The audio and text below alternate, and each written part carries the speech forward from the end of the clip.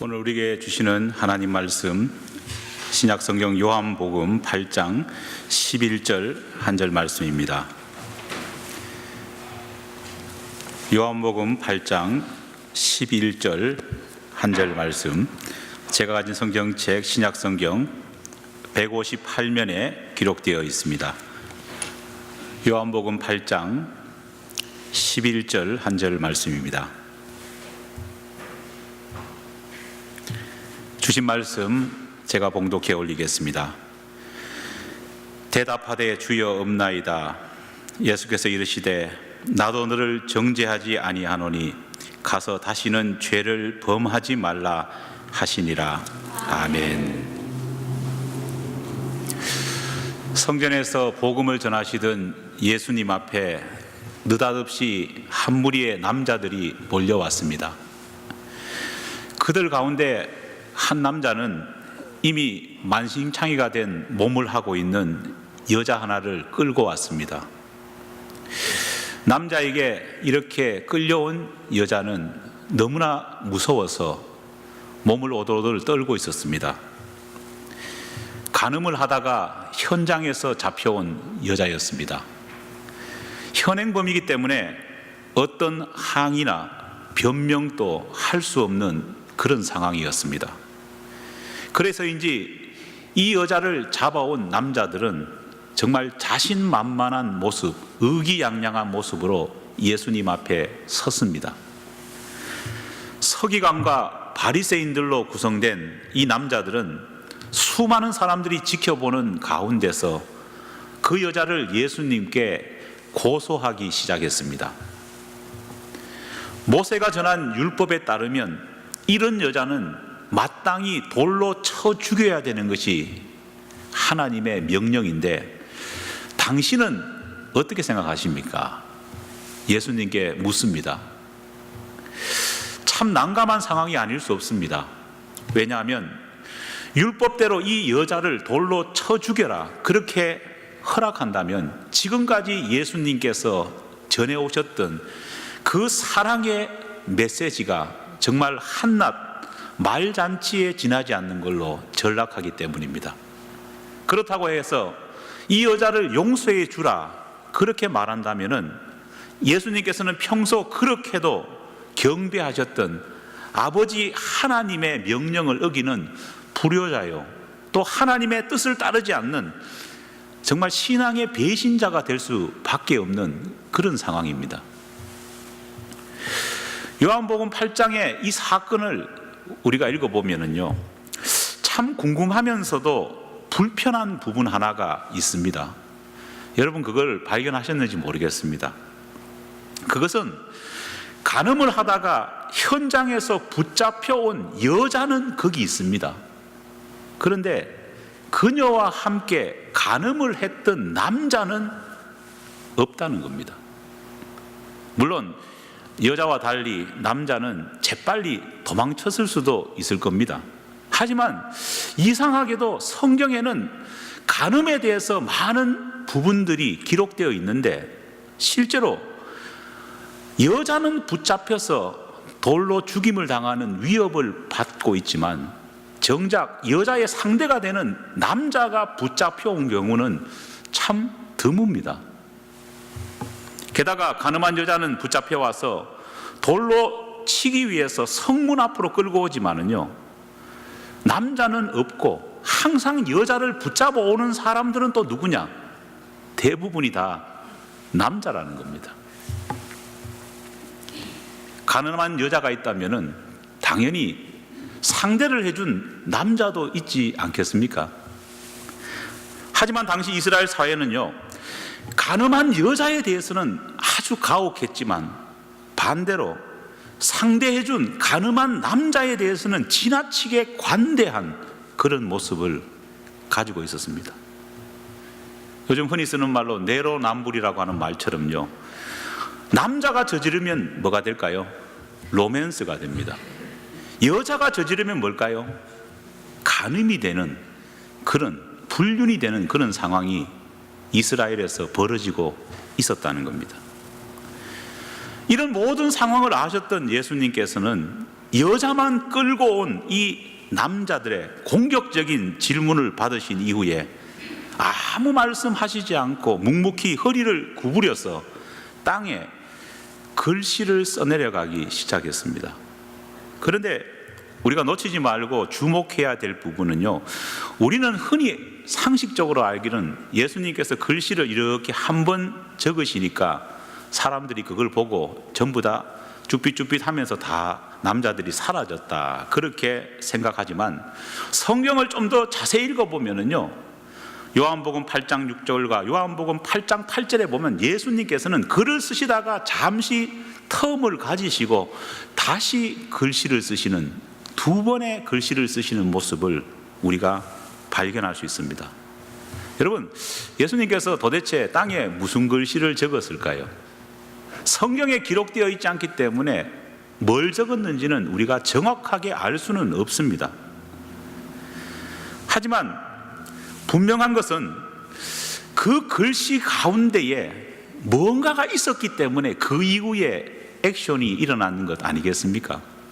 최근에 출판된 이와 관련된 책들을 보면요, 여러 학자들이 다양하게 의견을 말하고 있지만은 사실은 하나로 그래도 의견이 모아지는 부분이 있습니다.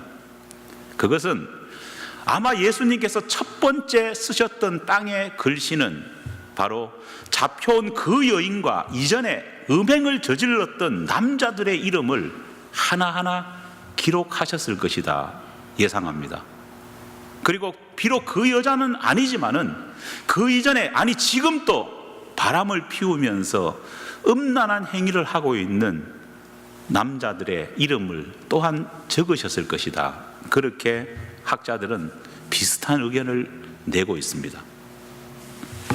끌려온 여성과 똑같은 죄를 저질렀음에도 불구하고 자기 자신은 거룩한 척, 자기 자신은 괜찮은 척 하는 남자들의 추악한 그 모습을 예수님께서는 낱낱이 밝히신 겁니다.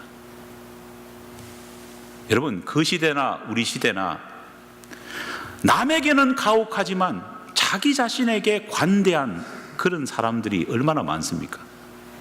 특히 우리 신앙인들이 잘못하면요, 바로 이 문제에 빠지게 된다는 겁니다.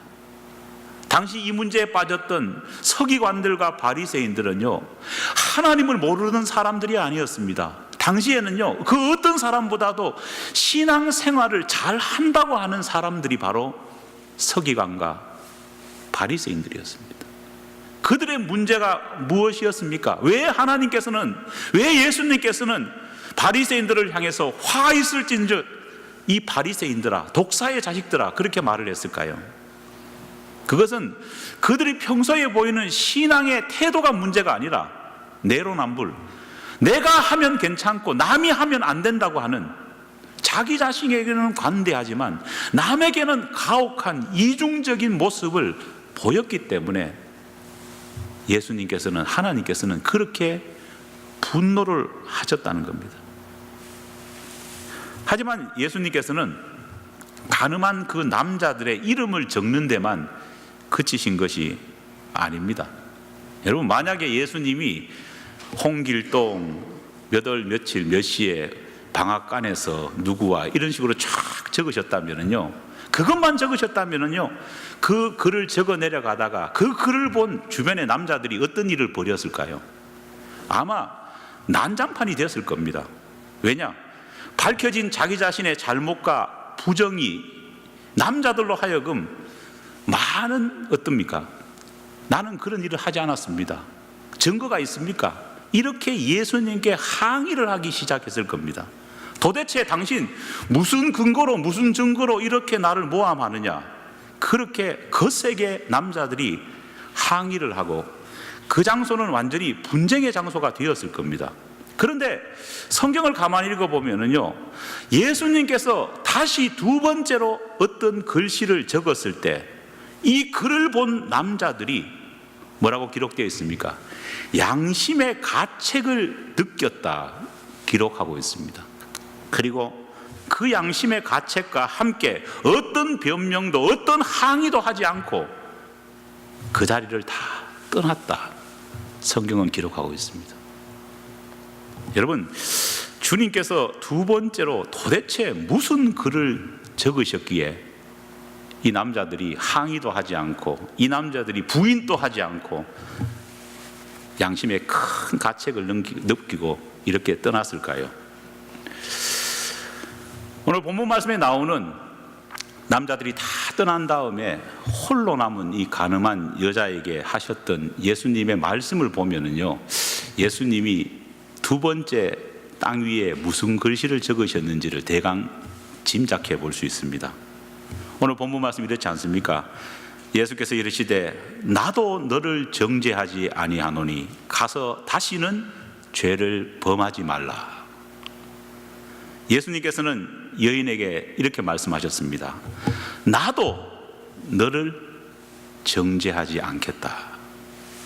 남자들이 양심의 가책을 느낄 수밖에 없었던 것은요, 그 두 번째 글에는 무엇이 숨겨져 있었느냐? 낱낱이 첫 번째 글에서 밝힌 남자들의 간음과 남자들의 부정에 대해서 분명 예수님은 내가 그것에 대해서 너희들에게 정죄하지 않겠다, 묻지 않겠다, 그런 말이 쓰여졌을 겁니다. 여러분, 이스라엘 당시 사회는요, 이름이 비슷비슷했습니다. 왜냐하면은 보통 자식을 낳으면은요, 아버지의 이름을 그대로 받는 경우가 많았고 할아버지나 조상들의 이름을 받는 경우도 굉장히 많았습니다. 그러다 보니까 여기에도 시몬, 저기에도 시몬, 시몬이라는 이름만 적으면은요, 누가 누군지를 알 수 없는 상황이 당시 이스라엘의 상황입니다.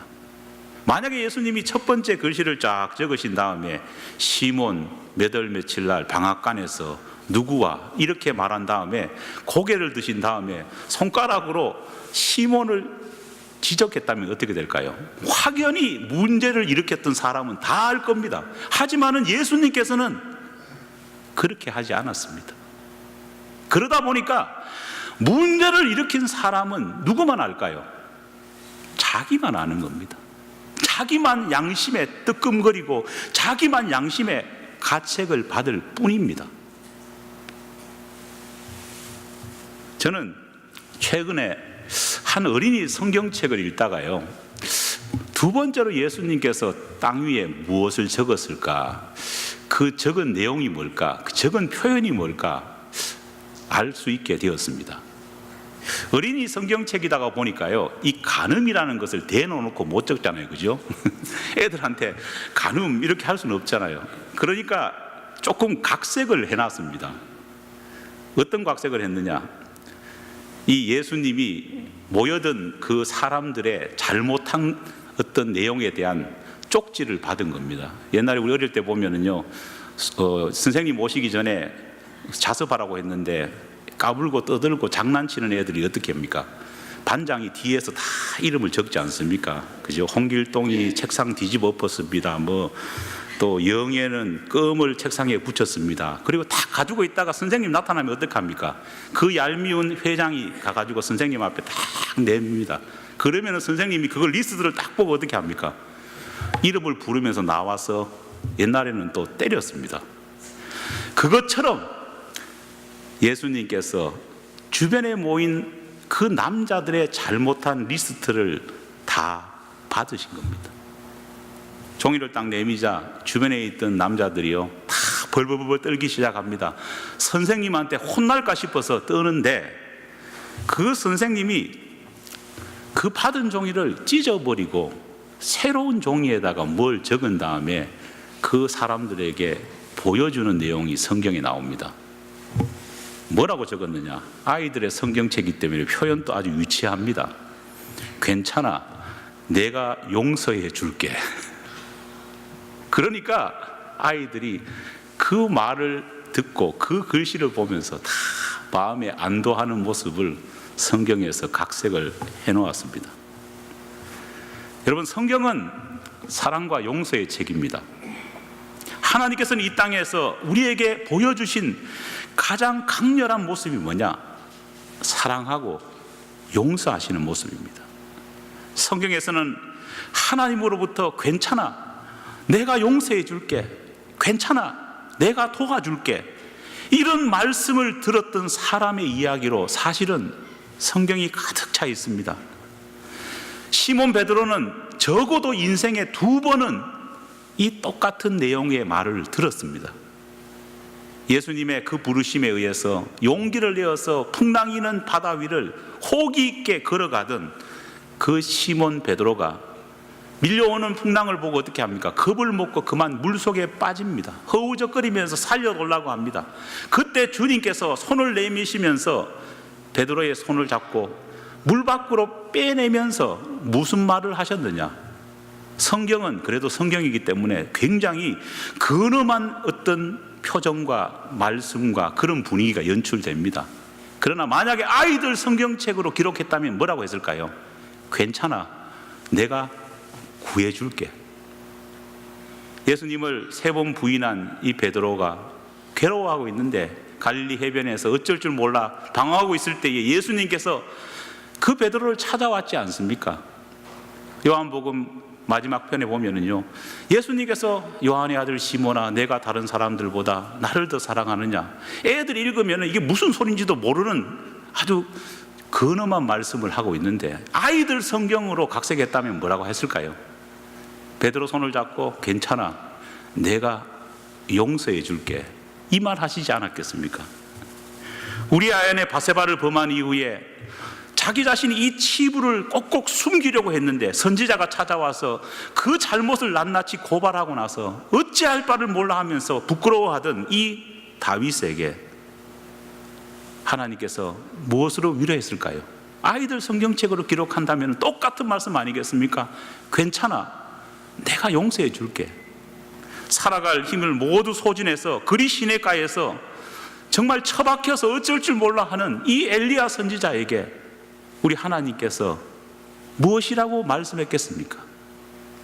아이들 말로 하면은요, 괜찮아, 내가 용서해 줄게, 내가 도와줄게, 이 말씀을 하지 않았겠습니까? 간음한 여인도, 간음한 다윗도, 배신한 베드로도, 낙심한 엘리야도 모두 새 힘을 얻을 수 있었던 이유는요, 괜찮아라고 하는 하나님의 이 위로가 있었기 때문에 새로운 힘을 얻을 수 있었다는 겁니다. 용기를 잃었던 많은 사람들, 용기를 잃고 있었던 여호수아에게도 하나님이 뭐라고 말씀했을까요? 성경을 보면은요, 정말 근엄한 어떤 말씀들이 많지만은 한마디로 아이들 말로 바꾸면은요, 괜찮아, 여호수아야, 내가 도와줄게, 이 말씀을 하신 것이 아니겠습니까? 제가 유치원을 다녔을 때 이야기입니다. 어릴 때는 우리 집도 좀 살았습니다. 그래서 사립 유치원을 다녔습니다. 어느 날 제가 이제 유치원 다닐 때 6살 그 정도 나이 때 친구하고 선생님 없다고 장난치다가요, 그만 선생님 책상 위에 있는 캐스타네츠를 떨어뜨렸습니다. 악기 아시죠? 근데 어떻게 떨어졌는지 이 짝짝이가요, 책상에서 떨어지자 완전히 박살이 나버리고 말았습니다. 야, 큰일 났습니다. 선생님이 돌아오시면 어떻게 될까요? 분명 이거는 혼나는 거는 100% 알고 있는 겁니다. 저는 똑똑한 아이였습니다. 바로 증거를 은닉하기 시작했습니다. 그래서 깨진 모든 조각을요 다 종이에 담아가지고요 멀리 다른 반이 있는 쓰레기통으로 갖다 넣었습니다. 싹시 보이죠? 선생님이 오셨습니다. 그런데요, 선생님이 캐스타네츠가 없어진 것을요 모르시는 거예요. 그리고 수업을 다 진행하는 겁니다. 하루가 지나고 이틀이 지나도 선생님이 캐스타네츠가 없어진 자체를 모르시는 거예요. 자, 그런데 문제는 그 다음 날부터 저에게 벌어졌습니다. 뭐냐? 도둑이 제발 저린다고 선생님이 저를 쳐다만 봐도 마음이 쿵쾅쿵쾅하기 시작하는 겁니다. 심지어 선생님이 제 이름을 부르기만 해도요 제 입에서 바로 선생님 죄송합니다 이 말이 나올 것 같습니다. 간이 정말 쪼그라들기 시작합니다. 하지만 선생님께 사실대로 이야기하려고 하니까요, 이게 너무 무서운 거예요. 그래서 며칠 지나고 나서는요, 저는 위대한 계획을 하나 세웠습니다. 그것은, 그래, 선생님이 잃어버리셨고 내가 부숴버린 그 캐스타네츠를 내가 돈을 모아가지고 사서 그대로 갖다 놔야 되겠다, 이런 생각을 했습니다. 그래서 돼지 저금통에 돈을 모으기 시작했습니다. 근데 문제가 생겼습니다. 무슨 일인지 평소에 그래도 100원, 200원 주시던 어머니께서 그날 이후로는 도무지 용돈을 안 주시는 겁니다.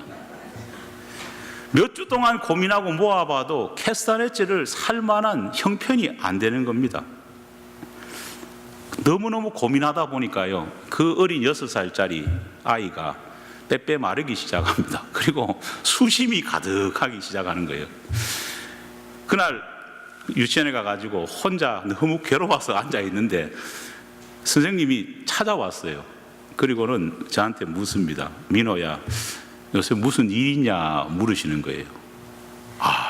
그 말씀에 어떻게 했느냐, 선생님의 가슴에 제 얼굴을 파묻고 울면서 고백을 하기 시작했습니다. 선생님, 애하고 장난치다가 캐스타네츠를 다 부쉈습니다 하면서 막 엉엉 우니까, 처음에는 하도 우니까 무슨 소리인지도 선생님이 몰라요. 나중에 듣고 보니까 뭐를 깨트렸다고 하니까 우리 선생님께서 하시는 말씀이 뭐냐, 민호야, 괜찮아, 그거 상관없어, 내가 다시 사면 돼 하면서 걱정하지 말라고 위로하시는 겁니다. 선생님이 그 말이 얼마나 기뻤는지 모릅니다. 다른 말보다 괜찮아 하는 말에요, 야, 얼마나 기뻤는지 모르겠어요. 야, 난 나중에 우리 선생님하고 결혼해야 되겠다, 그런 생각을 할 정도로 얼마나 기뻤는지 모릅니다. 여러분, 그 홀가분함, 그 죄의 짐에서 벗어나는 것 얼마나 큰지를 느껴본 적이 있습니다. 왜 홀가분했을까요? 저는 캐스타네츠를 살 능력이 안 됩니다. 우리 어머니가 그날부터 왜 그렇게 돈을 안 주시는지 한 1년을 모아도 안 살 것 같아요. 못 살 것 같아요. 하지만은 우리 선생님은 캐스타네츠를 분명히 사실 능력이 된다고 제가 믿었기 때문입니다. 그리고 우리 어머니도 못하시는 이 사건을 용서해 주실 수 있는 능력이 누구에게 있다고요? 선생님에게 있다고 생각하니까 얼마나 감격했는지 모릅니다. 여러분, 그렇습니다. 얼마나 착하냐, 얼마나 열심히 용서를 빌었느냐, 그것은 사실 중요하지 않습니다. 내가 그때 얼마나 용서를 멋지게 빌어가지고 우리 선생님이 날 용서해 줬느냐, 아닙니다. 무슨 소리인지도 알지 못하게 엉엉 울기만 했을 뿐입니다. 중요한 것은 그 사람이 나를 용서해 줄 수 있는 능력이 있느냐 없느냐가 중요한 것 아니겠습니까? 그 사람 앞에 나의 연약함을 끄집어낼 수 있는 용기가 있느냐 없느냐가 중요한 것 아니겠습니까? 괜찮아, 내가 용서해 줄게, 내가 도와줄게는 용서를 구하는 사람의 문제가 아니라 용서를 받아주는 사람의 능력과 마음에 있다는 겁니다. 사랑하는 여러분, 우리 모두는 바리새인과 서기관들처럼요, 어떻게 보면은요, 이중적인 모습으로 살아가고 있을지도 모릅니다. 하나님이 정말 우리 가운데 원하시는 모습은 어떤 모습일까요? 하나님이 정말 우리에게 하시기 원하시는 말씀은 뭘까요? 우리가 우리의 부족한 점을 내어놓았을 때에 우리는 못하지만 위대하신 하나님, 예수님은 하실 수 있기 때문에 괜찮아, 내가 용서해 줄게, 내가 도와줄게, 이 말씀을 하시기 원하시는 것 아니겠습니까? 우리 예수님께서는 십자가를 지심으로 죄의 권세를 무너뜨렸습니다. 믿습니까? 우리 예수님께서는 부활하심으로 통해서 사망의 권세까지 깨뜨려 주셨습니다. 능력 많으신 예수님께서 오늘 우리에게 진실한 마음을 열기를 소망하고 계십니다. 성경을 읽을 때마다 여러분은 어떤 느낌을 받으십니까? 성경을 읽을 때마다 저는 내가 얼마나 쓰레기 같은 인간인가, 이런 것들을 많이 느낍니다. 그렇다고 해가지고 정말 이 쓰레기 같은 인간이 살아서 뭐 하겠느냐 하면서 집 옆에 있는 빌딩에 올라가느냐, 그렇지 않습니다. 왜냐하면 뭐 우리 부인도 있고 아이들도 있으니까. 그런 게 아니라 해결할 수 있는 분이 계시다는 것을 알기 때문입니다. 뛰어내린다고 해결할 것이 아니지 않습니까? 진짜 뛰어내리면은요, 바로 그 순간 지옥문이 열려가지고 웰컴 하지 않겠습니까? 예수님께서는 우리를 구해 주실 수 있고 용서해 주실 수 있다는 겁니다. 단 하나 주님은 말씀하십니다. 내가 용서해 줄게, 내가 도와줄게, 다시는 죄를 범하지 말라. 이 말씀을 기억하면서 괜찮다고 말씀하시는 그 주님 앞에 우리의 문제를 맡기는 저와 여러분이 되기를 간절히 축원합니다. 기도하겠습니다.